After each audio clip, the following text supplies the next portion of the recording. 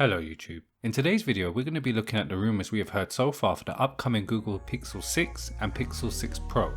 We'll be going through the price and release date, the design and display, the specs and the cameras. A like and subscribe helps the channel. Now let's get into it. Just to start things off, we are confident that we'll see both a Pixel 6 and Pixel 6 XL or Pro this year. A slip up spotted by XDA on an official Android developer forum references the Pixel 6 and Pixel 6 XL. Now I and many others believe that Google will ditch the XL for the more widely used Pro. Now when and how much it will cost to get your hands on Google's answer to the iPhone and Galaxy lineup, we don't know, but then no one knows, and most of Google's employees probably don't know either. It will be 2021 for definite, full 2021 almost certainly, and best guesses are October 2021. Now Google likes to keep a pattern that suggests October will be the date, but the ongoing chip shortage could push things back. In terms of price, the Pixel 6 will be the baby brother to the Pixel 6 Pro. This means we expect the 6 to follow last year's Pixel 5 and stay in the mid-range category. This puts it at $699 or £599, while the Pro we could see the price rising to the $1,000 mark. Excitingly, we have started to see renders of the Pixel in the wild and they show a dramatic change to what we have seen in previous years. A very noticeable large camera spread across the back of the phone, which some may not like, but with the added streak of colour above, I think it really makes the phone pop. On the front, we can see a punch hole camera, slim bezels and a flat display on the Pixel, while brand new photos supposedly of the Pixel 6 Pro sports a curved display and a striking two-tone design. But this two-tone design is something we expect on both models.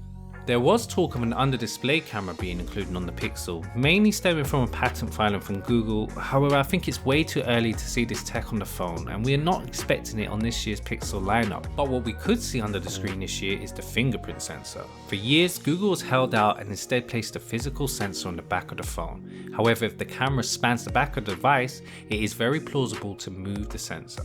While we're on the display, we are expecting that beautiful screen to get sizably bigger in this year's refresh. The Pixel 5 stood at 6 inches, while the Pixel 6 is rumoured to be sitting at 6.4 inches.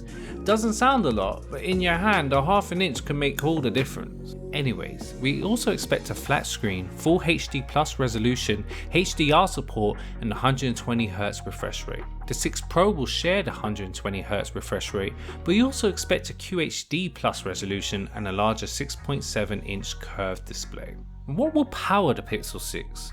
Last year, Google went with Qualcomm's Snapdragon 765G processor, and initial reports were this year they would go with the Snapdragon 780G. Now this is slower than the 8 series chips, with the flagship Snapdragon 888 that we've seen in Samsung and OnePlus 9 this year. This is assuming the Pixel 6 is positioned as the mid-range option. The Pro would get the full-fat flagship Snapdragon 888, and this is what we thought initially. Now rumours surfaced about a year ago that Google, with the help of Samsung, have been working on developing its own chip. Recently, there have been reports that this chip could be ready to be used in this year's Pixel 6 series. Nicknamed Whitechapel, the ins and outs of this I would love to go into a deep dive in the future as we gain more information. For right now, we have suggestions that the chip's performance will land somewhere between the Snapdragon 888 and the 865, but claims it's to be as powerful as the 870. Now, the real benefit to Google is its ability to add its Neural Processor Unit (NPU) and Image Signal Processor (ISP) to the chip.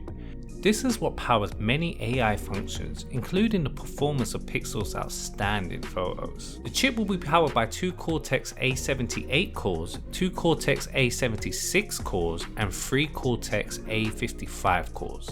It's also suggested there may be a Mali G78 GPU involved. As far as the usual suspects for the Pixel 6, we expect to see 8GB of RAM and a choice of 128 or 256GB of storage.